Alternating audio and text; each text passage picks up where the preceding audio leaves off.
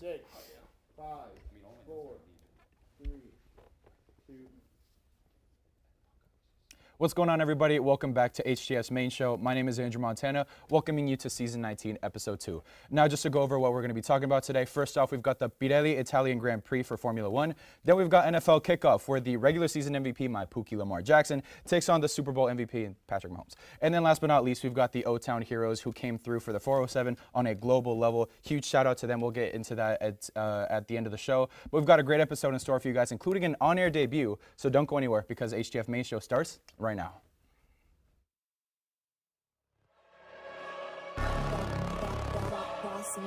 Things gon' change when I really hit the field. Undefeated chance, man, you know what's the deal. Tryna find a kid, I'm in the field doing drills. Boy, you just a sucker, you ain't never keep it real. 3 rings in my hand, I'm a warrior to the max. When I hang it up, they gon' have to give me plaques. Step up in the building and I only bring the facts. When I make a highlight, they gon' replay, run it back, okay? Always locked in, I don't got time to lax. Saying he the best, he could take a lap. Batted 1,000 when you check the stats. Boy, is you ready? You ain't gotta ask.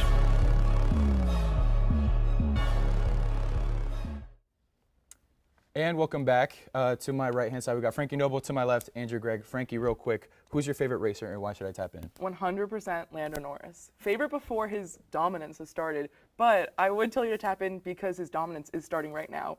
I'm going to say right now he's going to be the new Max Verstappen. Okay, and your take? So I completely disagree, Oh but my favorite driver is Carlos Sainz, and his prime is probably at the end of it because he's going to Williams Racing, but I still love him, and he's won a race this season, so if you like winning. Lando is 1-2. Okay. Lando is 1-2. Sick. Okay, so those are our two Formula One experts, by the way. If you're any newbies like myself, then that's who you should tap into, I guess.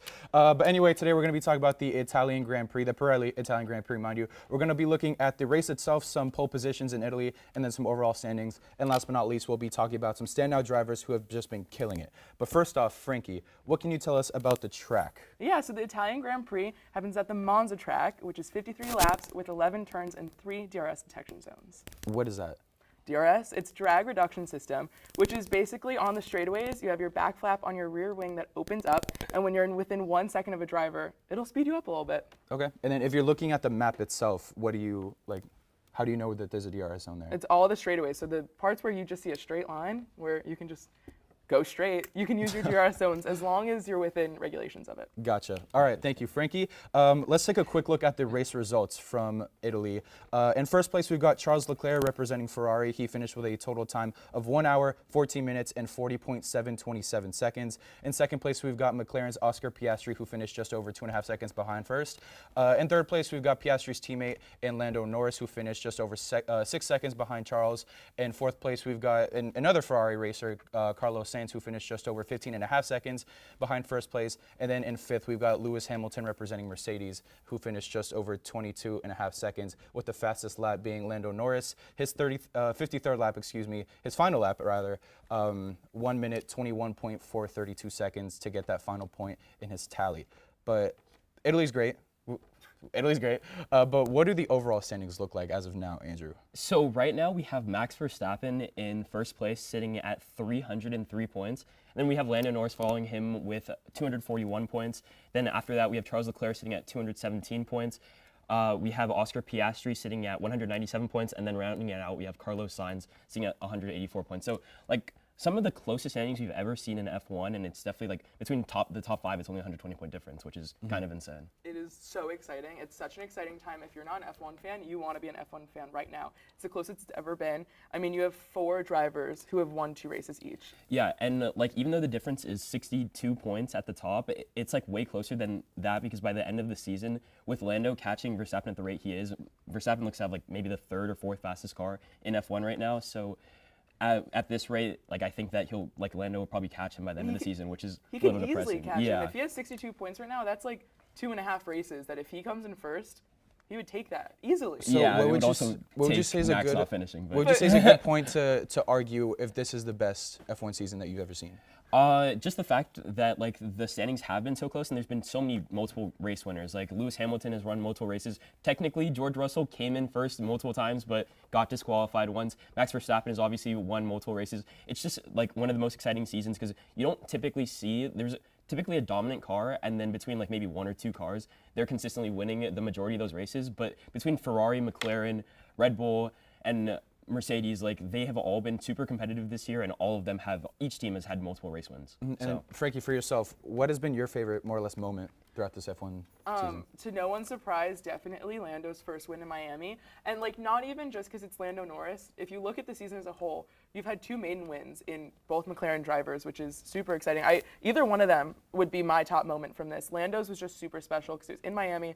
He's been waiting so long and he's deserved it for a very long time. Even though Andrew Gregg hates Lando Norris, he can even admit that it's deserved. And like, I cannot admit that. hey, I mean, but I know any F1 fan could, maybe not Andrew Gregg, but it's just been super exciting. And like we've said multiple times now, just the multiple race winners, it's the most exciting season of F1 that I've watched. I know where this hatred comes from, and it's from bets. Yeah, I'll tell you that. I It's guess from so, bets yeah. exclusively. But let's move on to some racers that we want to shout out that have been just dominating the course. Andrew, if you want to start us off. Yeah, so Max Verstappen is the racer that I wanted to highlight, and not specifically because he had a great race in Italy, but more so because of how he's performed throughout the season. He's consistently outqualified his teammate. Like, he hasn't lost a qualifying or a race to his teammate all season, which is kind of insane, especially given the fact that one of the races he finished like touching Lando Norris and barely even finished the race and still came in front of his teammate, which is kind of insane.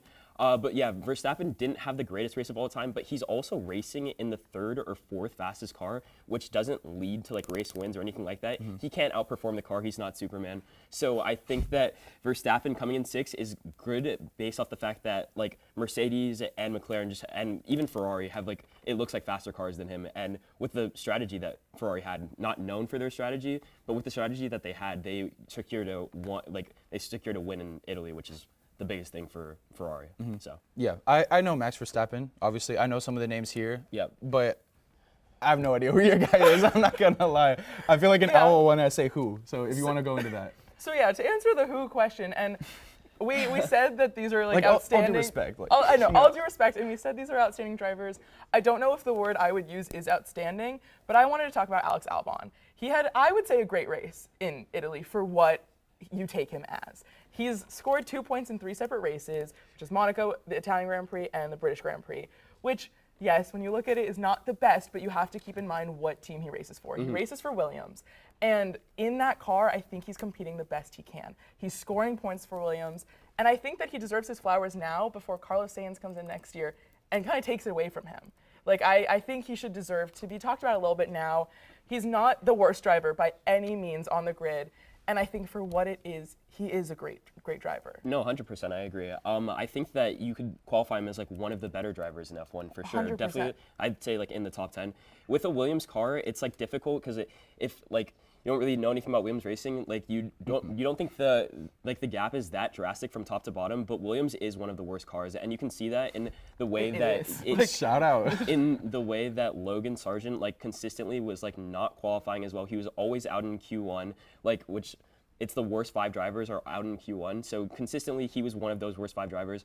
And Alex Albon is consistently in Q2 or Q3, which is some of the best drivers in F1. Which you even think about it, like Logan Sargent was out Q1 all the time, but like in FP2, he did great. Yeah. So you could almost blame it on the car a little bit. So with him competing at this level in Williams, I think he's an impressive driver. No, 100%. I think he deserves a seat at one of the better, possibly Audi in 2025 or 2026. But yeah, I think that Alex Albon is a great driver, and like he's definitely not up there with maybe like the faster drivers in like all of F1, but he's one of the better drivers for sure. One of the better drivers, by the way, Oscar Piastri. Let me shout him out real quick. He is Australian. He performs for McLaren, but in Italy, he came through. He got 2nd place, just over 2.5 seconds behind first place. Got 18 points with his fastest lap being just under 22, a minute and 22 seconds. But I want to quickly talk about his performance throughout like the span of the season. In his first 8 races, he's tallied up a total of 71 points. In his second 8 races, 197 points. If you continue that math, I'm sorry, this is going to bring it up. It's not possible. Yeah. If you continue that math, he's going to wind up with 520 points, which is impossible, but he'll do the impossible. That's my favorite racer, and that's my shout-out racer. Unfortunately, that is all the time we have for this segment. Up next, points. I've got 2 words for you. NFL kickoff after 207 days, must-see TV. 2 words. You got it. Yeah. You got it. Of season 19 of the main show. And on Chris behalf Paul of and Steve HTF, we Nash. hope you're enjoying today's content. But I'm here to tell you about everything else we have to offer here at the network.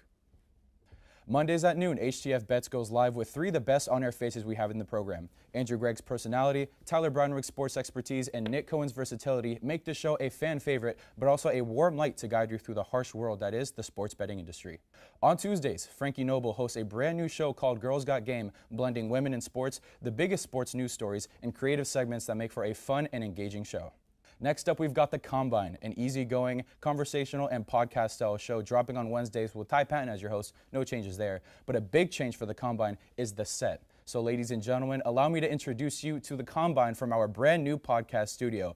We've got the lights, we've got the cameras, all for Ty Patton to bring the action, and we hope you're just as excited as we are for this amazing opportunity. Much great content from The Combine this semester, as always. Then tune in Thursdays at noon for our second live show, The Main Show, hosted by, well, yours truly. Here we'll cover any sport, any topic, any story, no matter how obscure, be it basketball, football, hockey, soccer, UFC, MMA, cycling, even baseball. But be sure to tune in throughout the semester for our special shows, including drafts, debates, and much, much more. Lastly, Nighttime is aired on Fridays, where Patrick Previty and Matthew Bracker talk about UCF and college sports. From in-depth looks at campus's top storylines to collegiate records being broken nationwide, let Nighttime be your primary college sports resource.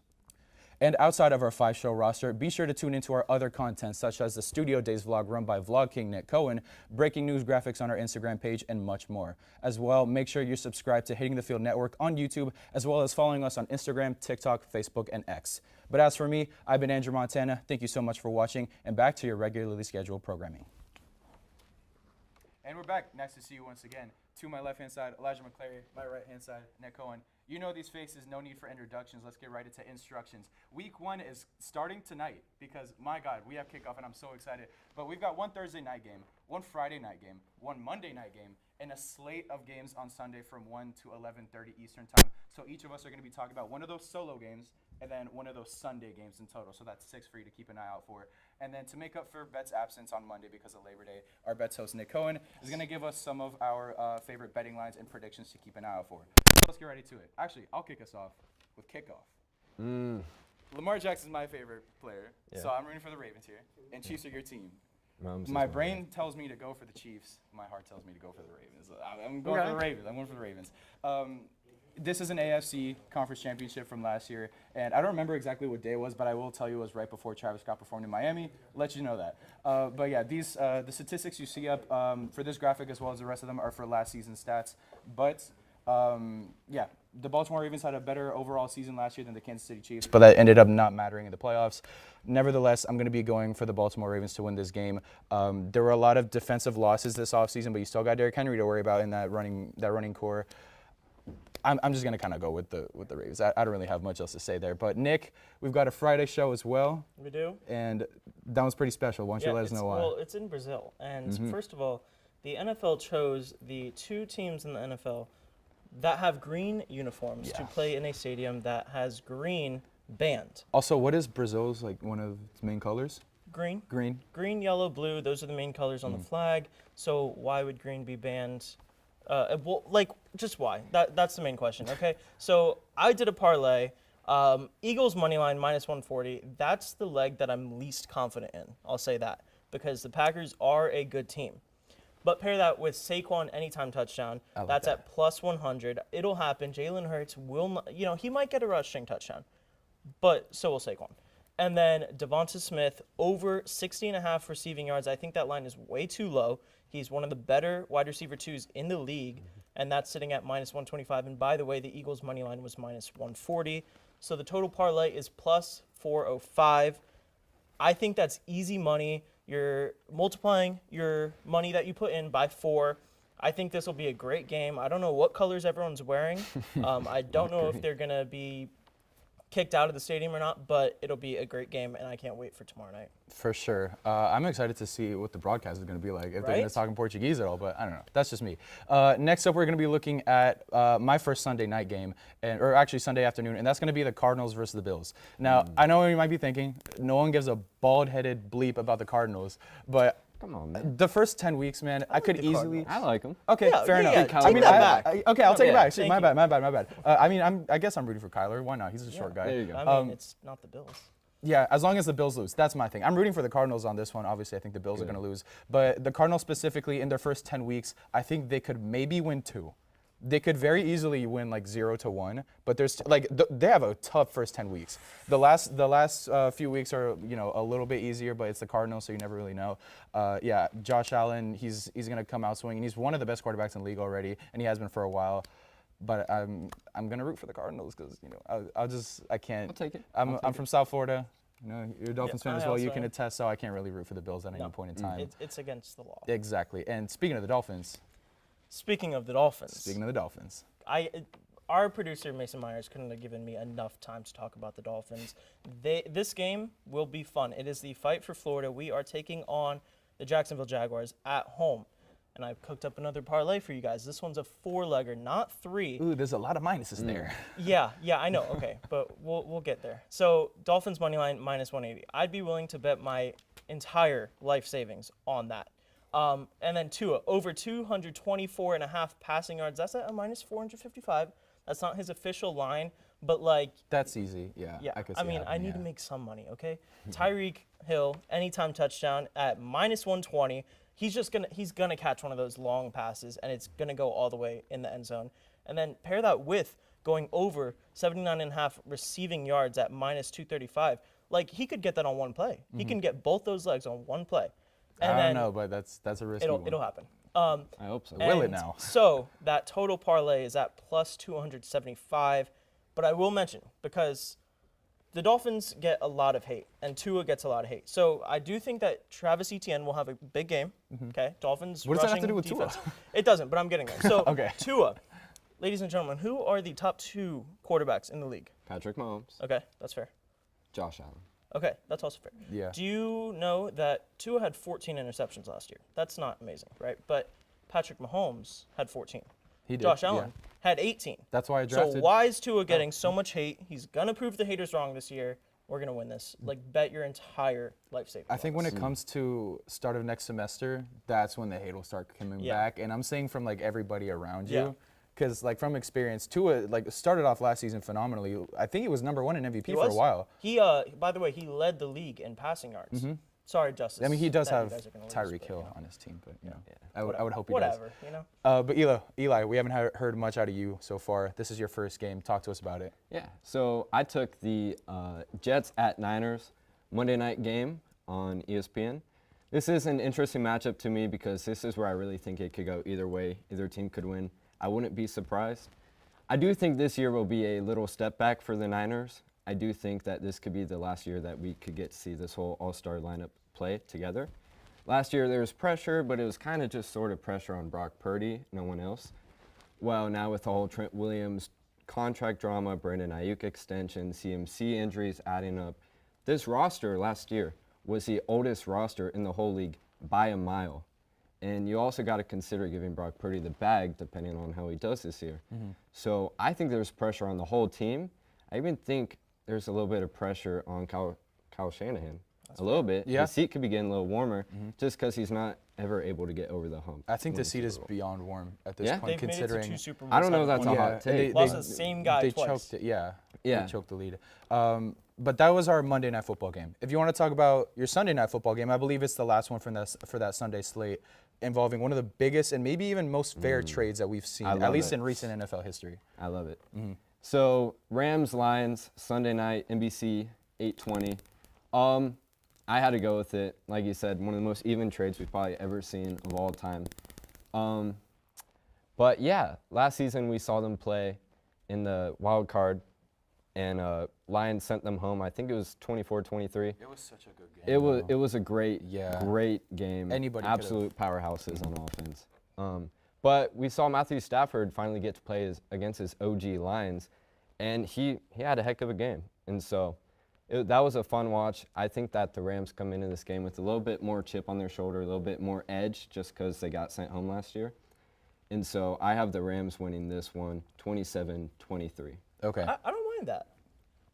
Interesting. I don't mind that. Do you think the chip on the shoulder for the Rams is going to outdo the possible potential and talent that the Detroit Lions just bring? Yeah, I think the Lions are just going to be a little too comfortable. Week 1, they're hosting it, a lot of energy. I think Rams under Sean McVay are just one of the most well-coached teams. I will most say prepared. that Ty Patton over there hates that pick. He's the biggest Dan Campbell fan He is a DC in the fan. world. He is a DC and fan. I kind of am too. I don't hate that it's a close game, but I do kind of think the Lions will come out on top. I do too. I do as well. It's just It could go either way. it seems like a better roster. Amon-Ra St. Brown is looking to take a step up. But real quick, now that we have you, a representative of HTF Bets here, it's nothing crazy. But I'm just going to ask you, who do you think could take it all the way?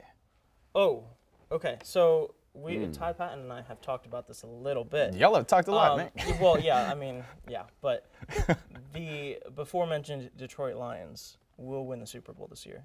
You heard it here first. They're gonna win that. They're gonna face the Houston Texans, not the Kansas City Chiefs. I'm sorry, Elijah. It is over. You will Do not. we at least three-peat. make it to the AFC Championship? You do. Okay. 100%. That's a question for you to answer. Not to Yeah, ask me. yeah, Like, yeah, this- going. However, I will just speak for Ty really quickly. He thinks the Jets are making it to the AFC Championship to play against the Texans. That's not happening because they're not even making the playoffs. Just saying. But yeah, Detroit that's hot. Lions That's taking hot. it all the way. a Whether tough they AFC lose Week East. 1 or not, they'll win. I think like over 12 wins for sure. Interesting. Yourself? You're running it back? I got to go with the three-peat. That's First fair. three-peat Bro. since Lombardi times. Like so. you guys have gotten better. As a Chiefs fan, I have On to say offense. that, though.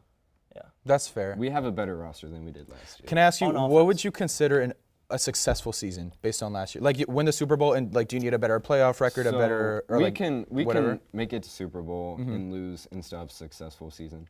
I think just making it to AFC Championship, keeping Mahomes' 7-for-7 streak going. Okay. Okay. I think that'd be pretty And successful. I think that's fair too and realistic. Because they have the biggest target on their back, so if they don't win the Super Bowl, no one really expects them to. I know you'll be on your knees crying if that doesn't happen. You're getting a little bit used But to the if they kid. do win, Yeah, you wouldn't hear the end of it. that's very true. I mean, we're already not hearing the end of it. Yeah, But like, by all means. I try not to be too obnoxious. My pick, I honestly don't know. I haven't gone too far into this conversation myself. I'll just go with San Francisco. I don't know. Like, Ew. it's an easy division. Wow. I like CMC. I know he's hurt, but like, I don't know. Andrew, It's a you can't Cali say team. that as a Okay, you know what? Ravens fan. Fine. I'll go for the Ravens. Fine. Okay, I'll go that's for the better, Ravens. that's Give me better. Lamar Jackson. It's going to be his comeback year. Freaking Derrick Henry, Lamar Jackson. Who in the world is going to stop that? You can put freaking Goliath and Thanos and Injury. 2018 LeBron there. They're not going to stop that Injuries. running back. Did you say Turf. injuries? Yeah. That's Green the only turf thing under that'll You you. might stop. be right. But besides that, I'm going for the Ravens. Lack of a passing game. If Lamar Jackson wins the Super Bowl ring, bro, I might cry. No, I that's might cry. But anyway, that's enough for this segment. Up next, we're going to be talking about some Lake Mary baseball. We'll be right back. Love it. So, Tyler Brown, right? It says in my notes you're an Oklahoma fan. That is correct. So, let me ask you, bud. Is Texas back? All right, I put on a brave face a lot, but this year, I'm really scared that they are, man. Okay, they just beat Alabama. They're gonna be top 4 in the rankings. And last year, they beat us 48-0. Yeah. It was humiliating. We're the Oklahoma Sooners. We were the best ever. We were talk of the town. We had Baker, Kyler, and Jalen 3 years in a row. And now, are we good? I don't know. We haven't won a national title since 2000. We're number 18, I think, and nothing matters, dude. Sometimes we build up these walls thinking they're impenetrable. But sometimes you have to knock these walls down to build up bigger and stronger ones. And you got to be tough through that. It's hard being an Oklahoma fan at this time, but grass is always going to be greener on the other side of the hill, buddy. Is it? I cannot live through a Texas national championship. I can't. I'll never recover. Do you want to talk about Lincoln Riley? What'd you just say to me? Augie, how's it feel? Your Feels first great. time on air. Feels great to be on. Yeah, for sure. We'd love to have you here once again. But actually, this is technically main show history because, to my knowledge, we've never had a second person on a segment 3. Ooh, making history. Exactly, and it's his first time on air. But once again, we're going to be talking about some O-Town heroes, Orlando natives, Lake Mary Little League World Series champions. Let's get right into it. So Lake Mary won the World Series last Sunday, August 25th, specifically to beat Chinese Taipei 2-1, where Lake Mary got off 8 hits to Taipei's 5. But let me ask you this real quick. What was probably your favorite moment of the entire series? They had a lot of viral moments, so maybe some of those. But maybe my favorite moment was Taraj Alexander, one of the biggest guys on their team, stealing home when the pitcher wasn't looking. I mean, that's incredible. I haven't really seen a whole lot of people stealing home, but him stealing home, definitely one of my favorite moments. For sure. One of my favorite moments is announcing right now that whoever left their headphones, I have them. So I don't know, I'll just leave them here. But anyway, moving on, how exactly did Lake Mary get here? Because it's obviously not that easy to win a World Series, even though it's Little League, you know? Yeah, so in the Little League World, to get to the Little League World Series is a long road. There's thousands and thousands of teams that actually try to get there. But so you got to win 5 tournaments if you want to win the entire Little League World Series. So you have a regional, then you have your district, then you have your regional, then you have a state tournament. Only 1 team per state advances. Then you have a bigger regional, and for Lake Mary, it was the Southeast Regional with 8 teams in the southeast part of the United States, and then they made it to the Little League World Series, where the Little League World Series did expand their teams from 8 to 10. Mm-hmm. So a couple teams had to pick up an extra game, and Lake Mary was one of those teams. So they wound up actually tying the record for the most games played by a team in the Little League World Series. But so in the Little League World Series, they started off with South Dakota, who they beat 2-1. Then they played the state of Washington, beat them 6-1. They lost to Texas 4-1, which means they go to the losers bracket, which means every single game from there on out is an elimination game. But then they beat New York 6-1. They beat a tough Hawaii team 4-3. Game 6, they beat Nevada 6-3, which then advanced them to the U.S. Championship, where they had a rematch against that Texas team and the same pitcher who actually dominated in the first time. And they had a late game comeback in the 6th inning, where they wound up winning that game 10-7. And then, as you said before, Game 8. Championship against Chinese Taipei, where they won 2-1 with the 8th inning comeback. Mm-hmm. So let's break down specifically that Game 8 against Chinese Taipei. What stood out from you from that game? Well, the first thing that stood out to me was the history. I mean, Chinese Taipei was 17-3 going into that game in the Little League World Series Championships, while Florida was 0-8. So there was a lot of history going against Florida there. But part of the game that stood out to me, though, is how patient Chinese Taipei was. They didn't swing unless you had 1 strike, or oftentimes 2 strikes. And that hurt Florida in the first inning, as the pitcher wasn't throwing strikes early. Mm-hmm. And they got 2 walks and a bunt. Keep in mind the bunt later. Yeah, we'll talk about that in a second, because that's key. That's key. Mm-hmm. And then a base hit gave Chinese Taipei's only run of the game in the first inning. But then the pitcher, Jacob, beat out, or sorry if I pronounced the name wrong. You're good. But he adjusted, and he started pounding the zone, and he shut down Chinese Taipei. Mm-hmm. And you mentioned it previously, but actually one of the most viral moments that you did talk about previously is that final bunt to secure the win, to secure the World Championship. Can you talk to us about what exactly went on with the bunt, like the lore, so to speak, behind the bunt, and why that play is so important to this team? Yeah, so it's an interesting play from that aspect, because actually, if the way they did it, you want to put that bunt down the third base line, not the first base line. But it was a great actual adjustment by the hitter, because usually the third baseman would be staying back to cover third. But Chinese Taipei actually had him crash. So the hitter realized that and decided to put it down the first base line, which the shortstop would then be covering second base, or excuse me, covering third. The second baseman would be covering second. But since he put it so far up the line, and it was a perfect bunt. It was beautiful. It was a beautiful bunt right down the line. The first baseman had to come get the ball. And there's no one to cover And no one was at first base. That allowed that ball to go on the right field, because usually the first baseman would be crashing, and the pitcher would have the third base line, so the third baseman can stay, so the runner doesn't have an easy base. But since he crashed and both corners crashed, nobody was at first base, up the right field line, and Lake Mary wins it all. Dude, coach must have been so happy to see that pan out, because that takes like heat of the moment, kind of thinking on your feet skills, but also just practice, repetitions. I know Coach Jonathan Anderson, he made the players practice their bunts over and over again. I never played baseball. I probably never will. I cannot swing a bat for my life, especially not with my shoulders, but I've heard, again, this is what I've heard, that nobody likes going to bunt practice, because you want to swing for the fence, you want to give it your all, put that workout in kind of thing, but now you're just kind of tapping it. But when it comes to breaking the game down to, you know, the bits and pieces that it ended up winding down to at the end of the World Series, for the fact that a bunt is the reason why you won the World Championship, it's insane. Not just like in terms of the storyline and whatnot, but just the dedication that you know goes into performing a singular play just like that. It's like, it's the fact that he put it so far down the line. Like that's a difficult task. It was a beautiful bunt. It was perfect. Couldn't have placed it any better. Exactly. Yeah. So there's that situation. But I mentioned him previously. But can you talk to us about the impact that Coach Jonathan Anderson had on this team? Yeah, I mean, going into the Little League World Series, these kids are 12 years old, 11 years old. They've never been on national stage like this. They've never even been close to a stage like this. So the way he handled the players and the team, he took so much pressure off the players. And in Little League, that's huge because it allowed them to just play themselves. And you saw the aggressive base running. It usually worked out for him, but a couple times where they made a couple mistakes or answered a couple outs, he had their backs. It allowed them to play free. It allowed them to create chaos. And in Little League, creating chaos is best. As we saw what happened, like I said earlier, with Taraj Alexander stealing home. If you turned their back for 2 seconds, they were gone. And I think that's a big test to Coach Jonathan Anderson, as he had them prepared. He had them loose to play. He had them ready to go. And that's the biggest part about it all, is having them ready to go. And like you touched on the bunts, yeah, no kid ever wants to go to bunt. I played baseball my entire life. There you go. I'm a pitcher, so every time I did hit, it was a bunt usually. We hate it. Everybody hates bunting. Only reason you do the bunting and you play on your 2 bunts before you take BP is so you can hit BP.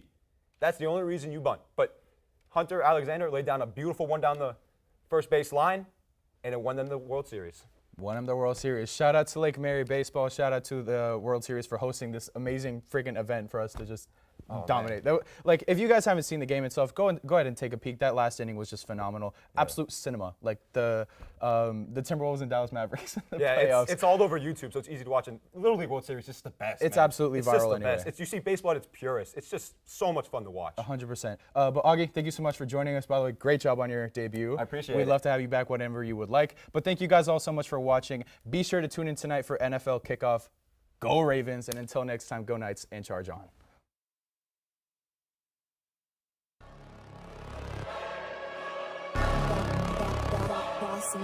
Things gon' change when I really hit the field. Undefeated champs, man, you know what's the deal. Tryna find a kid, I'm in the field doing drills. Boy, you just a sucker, you ain't never keep it real. 3 rings in my hand, I'm a warrior to